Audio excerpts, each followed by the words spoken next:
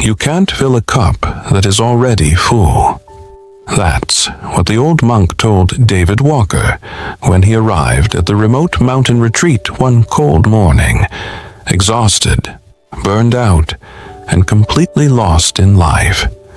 David had spent the last few years buried in deadlines, performance reviews, missed birthdays, and a never-ending pressure to succeed. His mornings began with emails and ended with anxiety. Even on weekends, his phone wouldn't stop buzzing. He was slowly burning out, and the spark he once had for life had faded into exhaustion. One weekend, while visiting a remote countryside on his therapist's advice, David stumbled upon a serene little monastery near a forest stream. Drawn in by the peaceful atmosphere, he hesitantly walked through the stone gate. After many days of a long and tiring journey, David reached the village in the hills. When he got there, he saw a small house covered with greenery. On the porch of the house, the old monk was sitting quietly. His eyes were closed, and he looked very peaceful. Where an old monk with calm eyes and a gentle smile greeted him. "I'm here because I can't think straight anymore," he said. "I've tried therapy, books, podcasts, motivational seminars. Nothing seems to work." The monk poured David a cup of tea. As the cup reached the top, he kept pouring. The tea overflowed onto the table. "Stop," David said quickly. "It's spilling." The monk simply smiled. "This is your mind," he said. "So full of stress, opinions, goals, and noise. How can peace enter when there's no space?"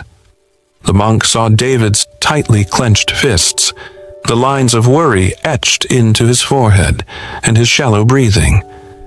Without needing to ask much, he softly said, "Your mind is like this cup," he said, holding a teacup filled to the brim. "So full of thoughts, fears, and what-ifs, there's no space left to see clearly. Empty your mind, and you'll find peace. Let go, even for a moment." David sat in silence. Something about the monk's tone wasn't just wise, it was transformative. It was as if someone had finally given him permission to stop running, to just be. And for the first time in years, David closed his eyes and let go. As the sun filtered through the leaves and the wind rustled softly, his face relaxed. The tightness in his chest loosened. A small smile, genuine and light, formed on his face. He wasn't fixed, but he was free, even if just for a while. The lesson David learned. David realized that true clarity comes not from doing more, but from doing less with awareness. His chaotic mind had been his prison, but peace wasn't a place, it was a choice. He learned that stillness is powerful. Letting go is not giving up, it's gaining freedom. You don't need to control everything. Sometimes you just need to breathe. That single moment with the monk became the turning point in his life. He didn't quit his job, but he changed his approach. David now makes space daily to empty his mind.